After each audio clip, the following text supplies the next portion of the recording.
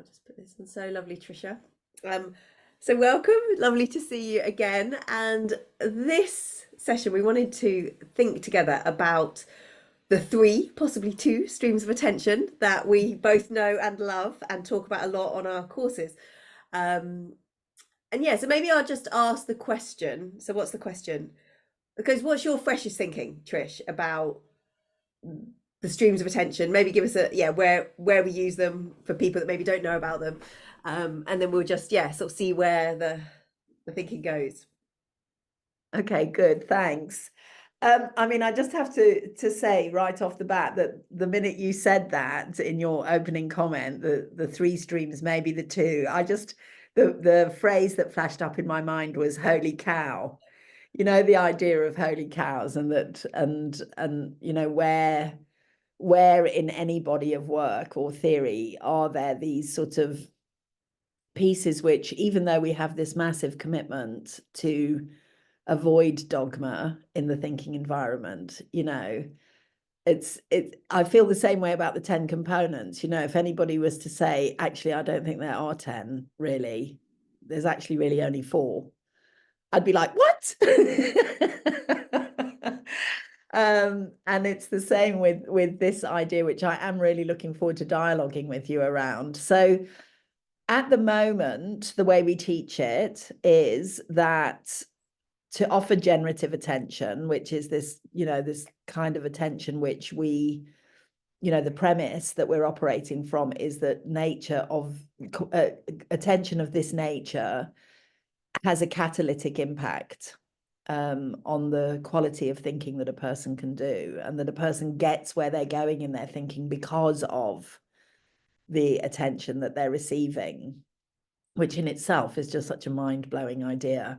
But that in order to offer that, what a thinking partner is doing is they are managing, by which we mean, or I mean anyway, when I think of managing the three streams of attention, I'm thinking of carrying conscious, awake awareness around these three streams all at the same time. So I'm noticing that my attention needs to be very deliberately with your thinking if I'm listening to you, and not just what I'm hearing you say, but even more specifically paying attention to the fact that I know that there's thinking that's happening in order to produce what you're saying, and that thinking is on a journey to somewhere, you know, that you're going somewhere in that thinking. So you're thinking in order to produce what you're saying, and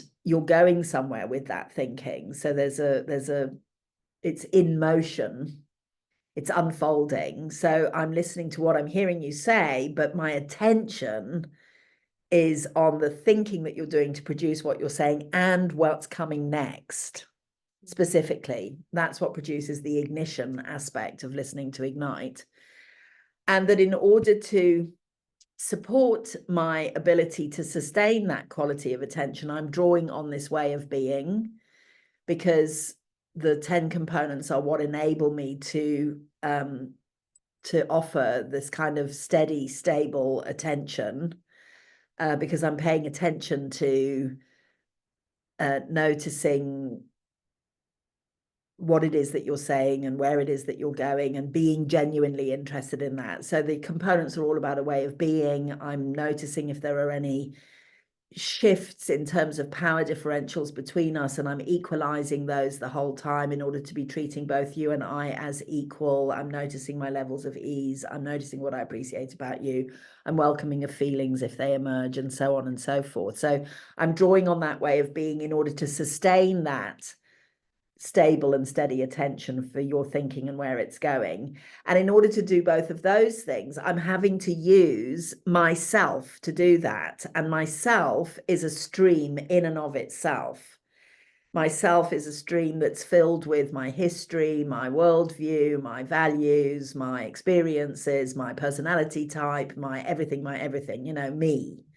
So I'm using that self, i.e. the stream that is normally responding and I'm becoming aware of its responding nature in order to make sure that that responding doesn't get in the way of being able to stay interested in where your thinking is going, and doesn't go unconscious on producing a thinking environment for you. So that's, as far as I think of it at the moment, what we mean by the 3 streams of attention.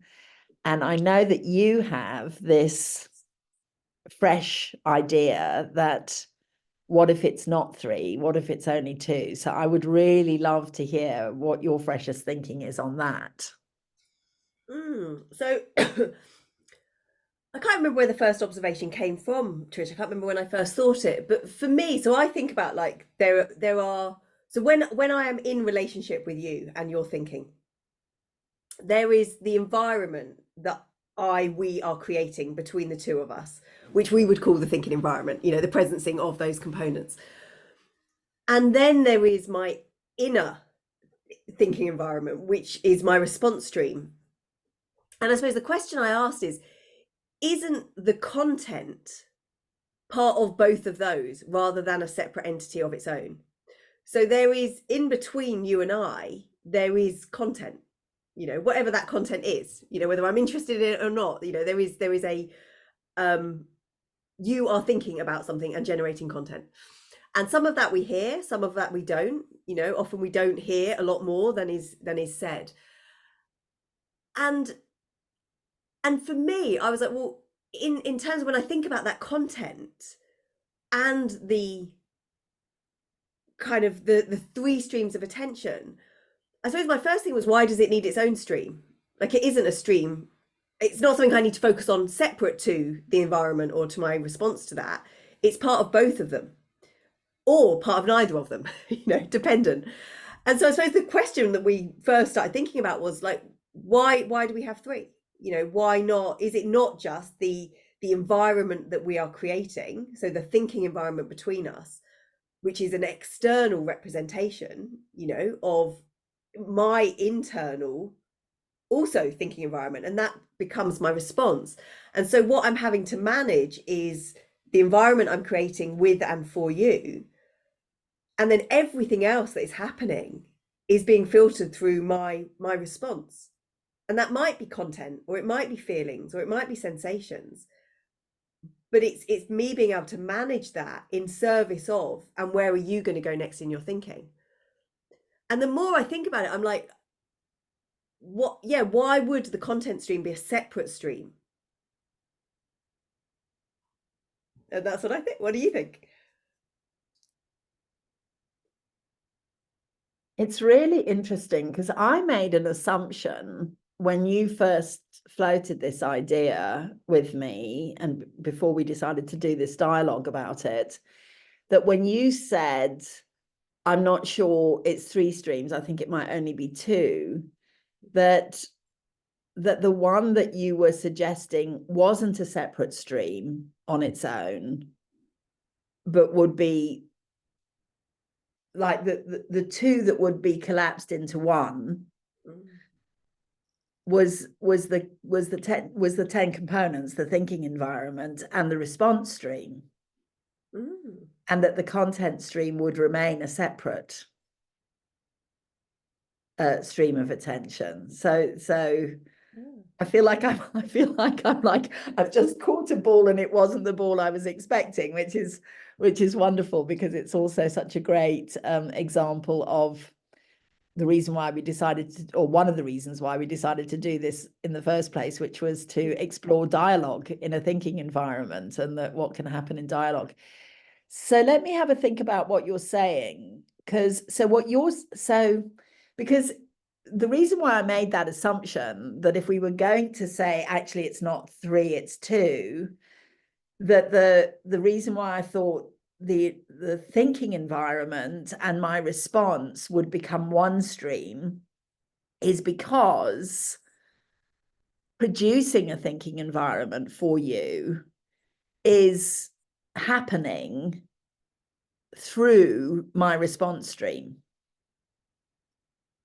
You know, I can't do that separately from, I need to use my mind, my intelligence, my perception of things, in order to produce a thinking environment, I need to think about what does attention, when I'm offering it, feel like, and what am I managing in my response to life in order to sustain my attention on the content of your thinking and where it's going. What am I needing to manage in my response to life in order to stay equal with you? What am I having to manage in my response to what's happening around me in order to stay at ease? So it's my response stream, by which we mean me. My response stream is me. It's me that's presencing the components, or failing to, if something is happening externally that is impacting on my ability to maintain ease, or say you start having a feeling, which is one of the ones that you start having and expressing a feeling, which is one of the ones that I struggle with because of some historic relationship I've got with that feeling or emotion. And it's not easy for me to be with it. Then I'm having to turn up the dial on the component of feelings. I'm having to get very consciously aware of. Remember, Tricia, this is an important thing to be able to celebrate, that Sophie is expressing this emotion, and it's not something to get alarmed about. All of that is my response stream. So I'm having to produce the thinking environment. I'm producing it through my response stream. So for me, the reason why the content stream is a separate stream is because the content stream is not coming from me when I'm listening to you. The content stream is coming from you. It's coming from outside of me. Now, we could get all metaphysical and go, well, that's not exactly true, but that would be a different dialogue, wouldn't it? But yeah, so what do you think? Well, I think my first response to that is there's a lot that, look, what do we mean by content? Because the content is the words, the feeling, the sensations, all the things that aren't being said, within the space that we're in together. And so I think, for me, I think I've always, maybe it's my understanding of, like, what have we taught as content? What do we mean by content? And if I think what we mean by content is everything that is in the space between us, that is made up of words, sensations, emotions, unsaid, assumption, all of that stuff that happens in the magic in that space, we need to be aware of in order to manage our response stream, and to be, aware of it and intentional about it. But I'm like, are we not just, there's almost like, there's that, which I would also say is the thinking environment. Like, that is all of the components being present is I need to be aware of. And then there's my internal response to that, which, again, if I'm not conscious and intentional about it, habitually what I'll do with that response is react. I'll jump in, I'll interrupt you, I'll say something, I'll go off in my head in a story, I'll lose focus. And again, so I think there is something in here about what's helpful. Is it helpful to have the three, or actually are we just using a kind of a model to make visible something that's actually quite intangible? So there's a you, there's a me, and there's something in between us. And I think if I was going to redefine what that thing in between us was, I'm not sure I'd use the word content. Because I think if I was to look up a definition of content, it would be quite heady. And I think actually what we're talking about there is the emergence of possibility. It's what's unknown. It's uncertainty, isn't it? And I don't think that's the definition of content. So I'm not saying that, it's interesting, because now I'm like, well, maybe there is three. There's what we're doing, there's how we're being, and there's what emerges. And maybe it's the language that isn't sitting as comfortably. I don't know. What do you think? And sorry, just to apologize, I've got a cold, which is why I keep drinking water and go on mute. Yeah, that's I really appreciate you doing this despite having a cold. So I love what you're saying about what we're currently referring to as content, and which you're distinguishing in the way that you're distinguishing it. And I think that isn't what I've been teaching. No. And isn't what I've been meaning as content. When I'm teaching what I refer to as the first stream, because the diagram is 1, 2, 3. When I'm teaching about, you have a stream of attention on the content of the thinker's thinking. And I do add into that, and of course, the thinker's thinking is manifesting as a function of their feelings and their being as well. It's not distinct from that. So I do teach content as being not just the words that you're hearing them say, but all of the thinking that they're doing in order to produce what they're saying, which thinking is shaped by their history, their experiences, their worldview, their personality. So it is them. You have your attention on them and everything that makes up who they are in order to produce these words that are coming out of their mouth, which are on a journey to somewhere, and you're paying attention to what you're hearing and to where they're going next. But it's been very much in my mind as I've been teaching that your attention is on them. And I think one of the things that I've cherished and loved about the thinking environment in the whole time that I've been involved with it is that it is a practice of being interested in someone else.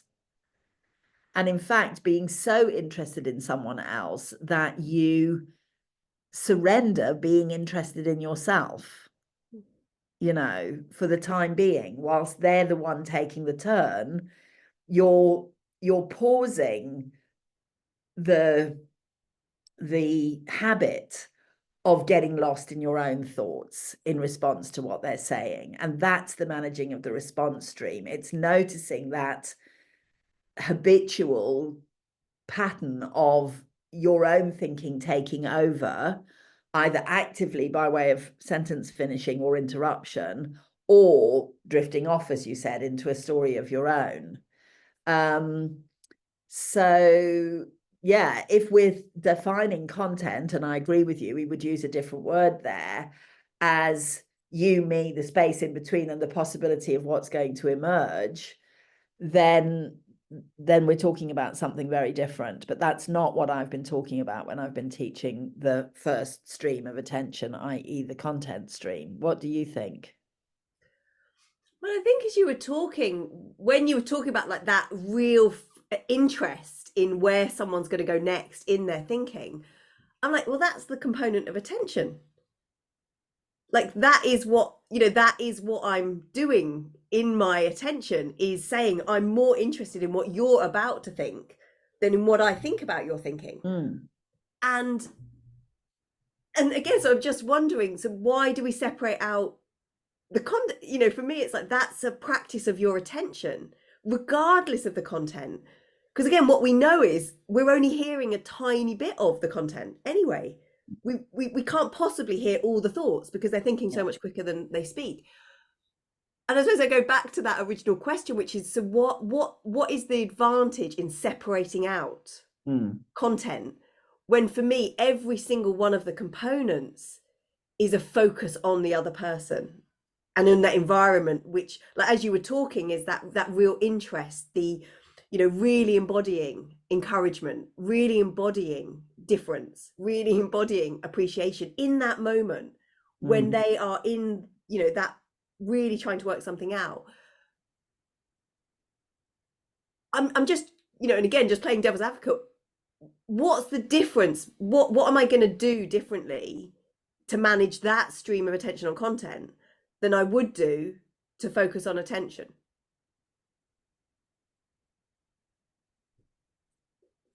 So I'm not disputing what you're saying. I want to go to this point that you have raised just now in your last wave of thinking, and you've raised it before, which is, what's the point of teaching it as 3 different streams of attention, or 2 different streams of attention, or, what's the point of this model? And I think at the moment, what I think about that is the point of it is to raise awareness is to kind of pull it out of an undifferentiated morass, which is what it is for most people until they come across this notion. Like, how many times have you in the last however many years you've been teaching the thinking environment heard somebody say after their very first experience of thinking pairs, I thought I was a good listener until I did this. That people don't know, and they don't know that they don't know that they're not listening. So I think the purpose of, because you're absolutely right, that it's not three separate streams. No. It's like this, yeah. Which is what I do at the bottom of that model when I finish drawing it, is that once you can distinguish your response stream and manage it, i.e. stay aware of it rather than let it just run rampant, which is what it's normally doing, then you can deliberately focus it on the content of the thinker's thinking and where that thinking is going, which, you're right, is the component of appreciation. But you're also drawing on all the other components in order to sustain being able to offer attention to the content of the thinker's thinking. Because if they say something which flies in the face of one of your most deeply held values, you're going to go to the component of difference to support you in keeping on giving attention to that. Or if they get highly emotional and you've always struggled with staying calm in the presence of somebody feeling very sad or upset, then you're going to go to ease and feelings to support you in continuing to offer the component of attention to the content. And you're going to do all of that through your response stream. So you've got to be noticing what's happening in your response stream to draw on the third in order to stay in the first. So I think the reason why we distinguish it as three streams is to be able to, it's kind of like we're separating out what is otherwise a ball of wool for people. And we're pulling those different threads out so that they can see them distinctly. In order to be able to step into the practice that we're inviting, because up until that point, for most people, it's just a ball of wool. What do you think? Well, I think what's really interesting in that is I think not only is it just a ball of wool, but the current of habitual response and interruption. I think if you were just to ask someone when they're listening, there is only content. And so maybe actually what we're saying, like if someone hasn't done any training, it's like, well, I'm just listening to the content. I'm listening to what you're saying and how I'm going to reply to that. And, and that's kind of the starting point, isn't it? Someone's saying something and I'm listening to what they're saying, and I suppose what we're trying to help people understand is, there is some content, but actually in a thinking environment, that's like one part of a much more complex jigsaw. There's what you're being, the space between you, your response to that. Yeah, so I suppose in that way, I think we're making visible what maybe up to then has been, as you say, just a blob. It's just like, well, that's, not even a blob. It's giving words to it, isn't it? But it's not then prioritizing that.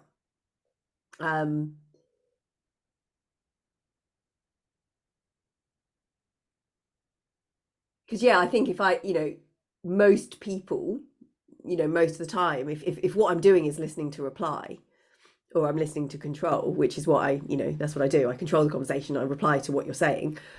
The only thing I've got to be focusing on is content, or not, and so I can see why it's separated out.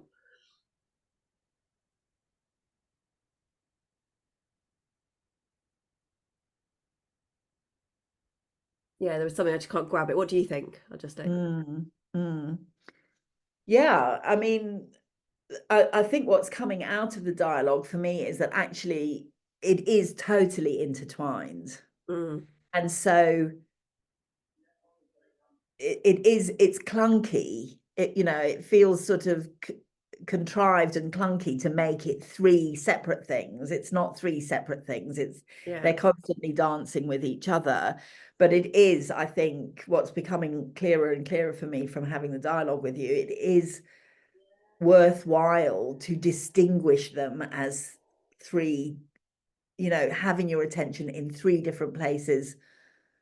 And then we said this right from the start, didn't we? Three different places, 100% in all three places at the same time, which of course sounds like a mathematical impossibility, but it is in fact what we're doing, because as you and I are discovering through this dialogue, you can't actually separate them out. They are all happening all at the same time. But what is valuable is to distinguish them. I think that's what the model does. It makes them distinct from one another so that people can start to notice what they have never noticed before. And in doing so, if they keep practicing, get better and better and better at being able to have the weave be an equal weave, as opposed to the response stream, the me response stream dominating. Because I think, to go back to what you were saying about, what a person who hasn't come across this kind of theory and practice before thinks they're doing when they're listening is, well, someone else is speaking, I'm listening to what they're saying and I'm getting ready to reply. But I don't think they have any idea of how much they're actually not listening to what the other person is saying. Even they're actually mostly listening to themselves, which is, that's why it's, you'll hear all the time in families, in organizations, in relationship. But I told him, I said it, I made it clear, I even went over it 2 or 3 times. I don't know how they didn't. Well, they weren't listening, and they didn't know that they weren't listening. They didn't know the degree to which they were listening to themselves. So that's why I think teasing it out so that people can start to go, oh my word, okay. And it's painful to begin with, isn't it? I mean, you see people, it's exhausting as well. People at the end of the day, they're like, oh, I'm so exhausted, because for the first time maybe in their lives, they've actually started to notice the degree to which they're distracted and not present. Yeah. What do you think? I think as you were talking, Trish, I think often we're limited, aren't we, by the language we're using. I mean, we're describing something that's actually really complicated. Yeah. So you're thinking, I'm really paying you attention. On the inside of my brain, I'm trying to manage my response to that.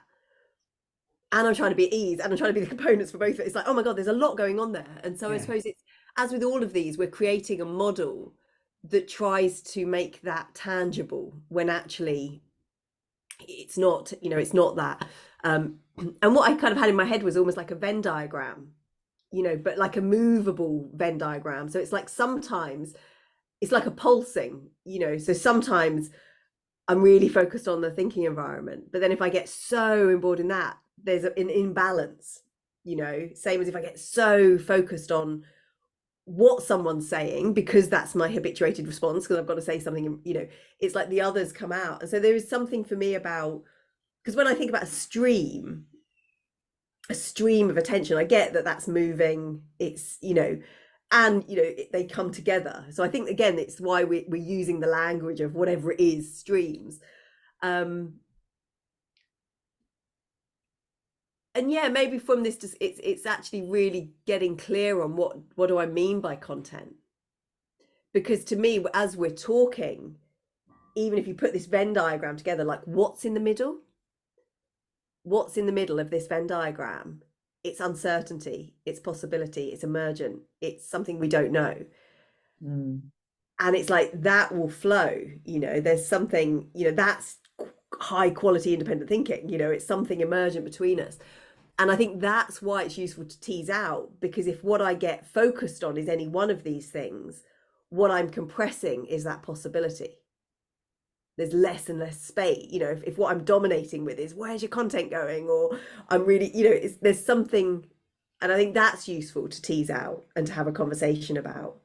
But as I'm speaking, it's like, it's what we're trying to do is build awareness of actually something that's quite complicated. Listening seems, and I guess, that's the thing. It's like, when we talk about thinking environment, listening is almost a byproduct of the components. So we get very good at being listeners, but actually it's the presencing of all of the other components that means we're really hearing not just what's being said, but all of the other things.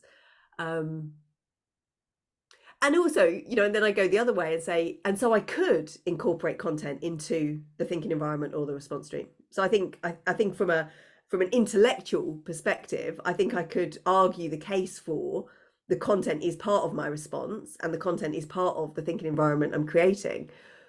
But actually the benefit in, as you say, in teasing it out and separating it is to make something that is often invisible or so present that we can't see the other two. Yeah, what do you think? Well, I love this idea of this. I don't know if it's a Venn diagram or what it would be to, you know, I mean, first of all, I do want to say that I've always known, sort of more or less by definition, that models are imperfect. Yes.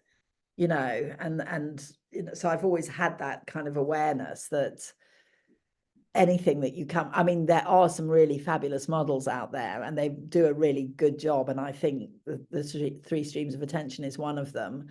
But then there's the but there's the but piece of all of that.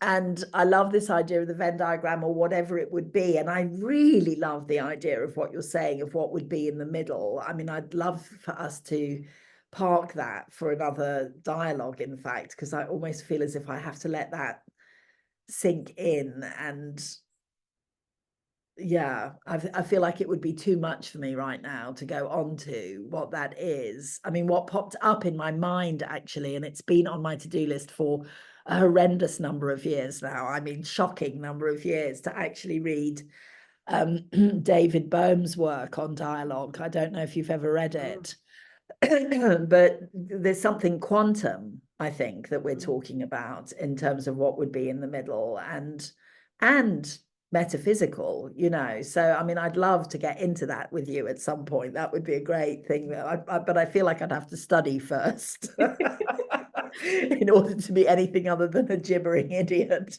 in the dialogue. But I love that idea. I think that is really beautiful. And what I'm left with at the moment from this dialogue that we've had about this so far is that it's an imperfect model that makes something look distinct, you know, makes three things look like they're three distinct things, where in actual fact they are a dance that are happening all the time together.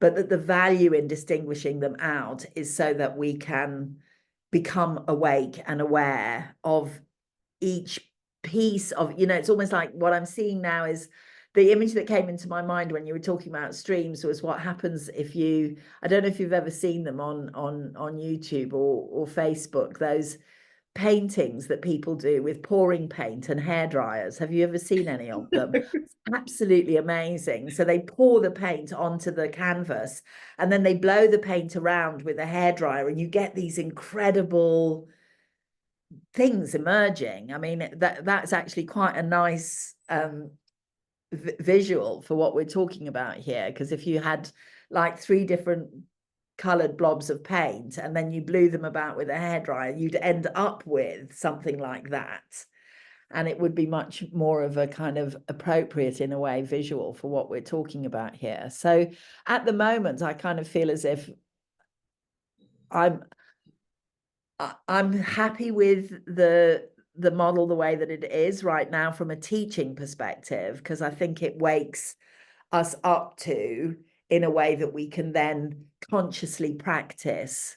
But that once you've consciously practiced for a long time, you're back to where you and I are now, which is, it's not exactly three, you know, it's like there's something else going on here, and what is that? And I'd love to be able to do another dialogue with you at some point to see if we could tease that out and articulate it. And I agree with you, language is always, when it comes to things like this, language, which I love and adore, and I know you do too, and I love words, but sometimes it does feel like this is just such a blunt tool for what it is that we're trying to express here. What do you think?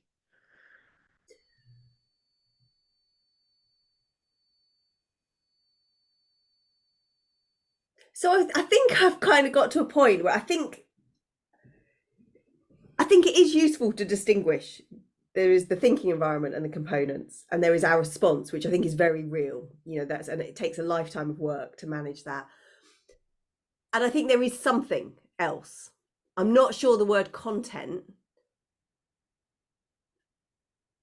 Yeah, I kind of think it's useful because it points us towards what we are generally looking at.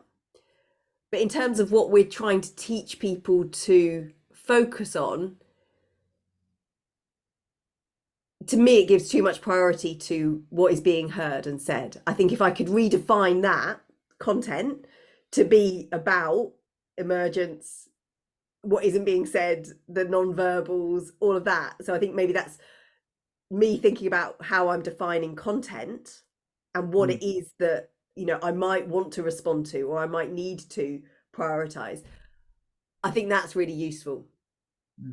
And again, and it could be a combination of that, so is there a better word for what we're describing there? Possibly, I think, because I think there is something, but again, when I'm we talk about 3 streams of attention. When I'm not, so it's this dance between the thinking environment, my response, and this other thing that is possibly words, it's like, what is that? I suppose it is, maybe it's something, isn't it? But is it content?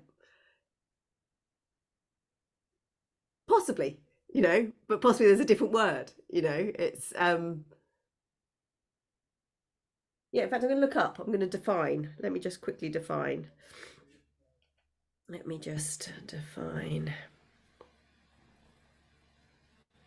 maybe content is going to be perfect. I'm going to go to the pink hippo at the same time.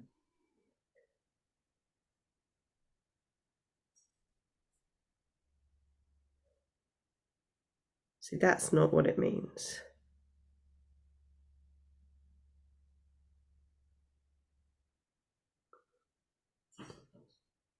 Because it comes up with content, not content. Yes. But no.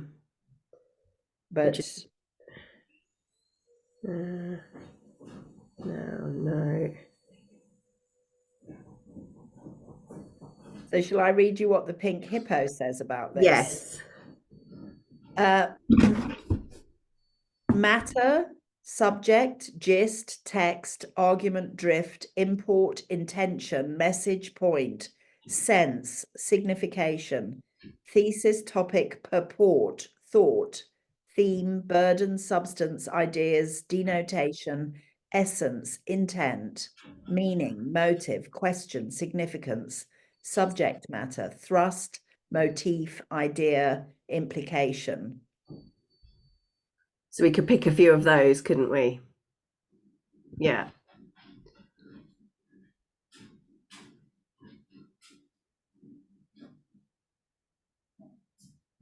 So yeah, I'm still happy. Like, as in, I'm happy there are, happy there are 3. I think for me, it's about really being a little bit more explicit in my teaching of what that content is and the interplay between them, I think. Yeah. What do you think? When we can finish, what's your final thoughts, Trish? Yeah, I do really want to come back to this because I think, if anything, what is emerging for me right now, fresh off the back of what you've just said, is that maybe there's 4 streams. Because I think there is the content of the thinker's thinking and where it is going. So that when I'm listening to you, because there is for me, and I can remember to this day the moment it happened for me when I finally got that experience of when I kind of slipped into, and it was like slipping into, I mean, it reminds me of the turtle in Finding Nemo, in the slipstream of the like where they've caught the current. And I remember like catching the current of the thinker's thinking and slipping into that current with them, and just my response stream actually went quiet. It actually went silent because I was just like, I just felt like I was on this magical mystery ride with this person who I was very clear also didn't know where they were going. They were like that, and I was like that with them, So, and it was very much about them and not about me.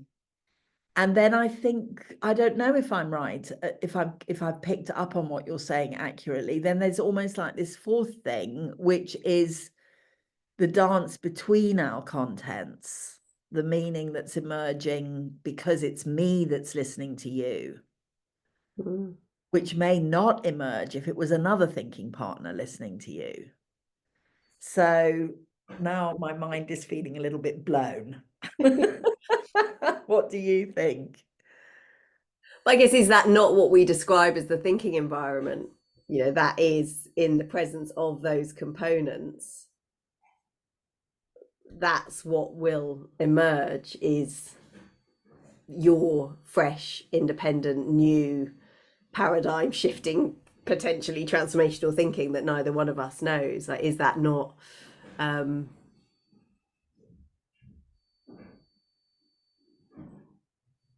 yeah, no, I feel like it's I think it's really interesting to think about. As you say, it's like one of those things where it's like, well, we've always talked about the three streams of attention, and and I think there is something useful about separating out what it is, because each of these streams is a practice. It's a life's work, isn't it? And it is a practice, and so being able to differentiate between the things that what we're trying to describe is what we're actually doing when we are paying attention. It's like so yeah, I don't think I've got anything fresh to say. I think it's you could collapse it. I mean, you could collapse the whole thing into one and say there's just the thinking environment, but is that helpful, when we're teaching something? No, I think it's really helpful to kind of, as a thinking partner, think about the external environment I'm creating, and also being really mindful of my own internal response to that, which is often really, really loud. Is it helpful to differentiate between those two things and what we would normally focus on, which is content? I think possibly, as long as we're teaching it with a lightness and with the imperfection of obviously these things aren't separate. Obviously they're not, but sometimes they do separate, because sometimes I get so embroiled in my response that the other two have gone adrift, or the other three, or whatever they are. So it's just giving us a place to come back to as we're learning a practice. So I think that's it. It's like, maybe that's it, Trish. It's like, these are kind of, it's a learning scaffold. It's helpful when we're, and then actually, as you say, when I'm really with you and I'm really we're really thinking well together, I'm not thinking about any of these things, because I'm being with you and you're being with me, and we're not actually consciously differentiating between any of these things. They just merge. But it's hard to get to that point until you know what it is you're normally doing. So yeah, I feel like I've kind of gone full circle. Yeah. And you, any final thoughts? I think that's a perfect place to leave it myself. Other than to say what I appreciate about you. Let's do that. Today, I want to appreciate this quality of, I think actually this is probably an expression that comes from fencing, the idea of a sparring partner.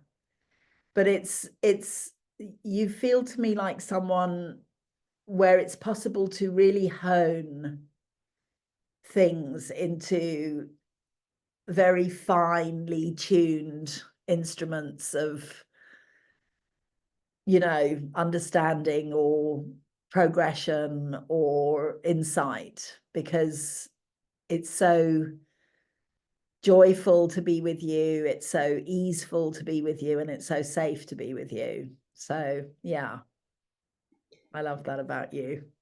Thank you, Trisha. I just let that one land.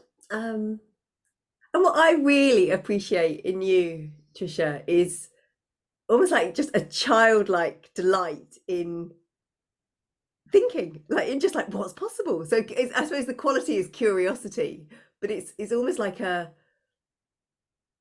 joy of not knowing, the joy of finding out, the joy of playing, and yeah, so that curiosity and joyfulness. Thank you. Thank you.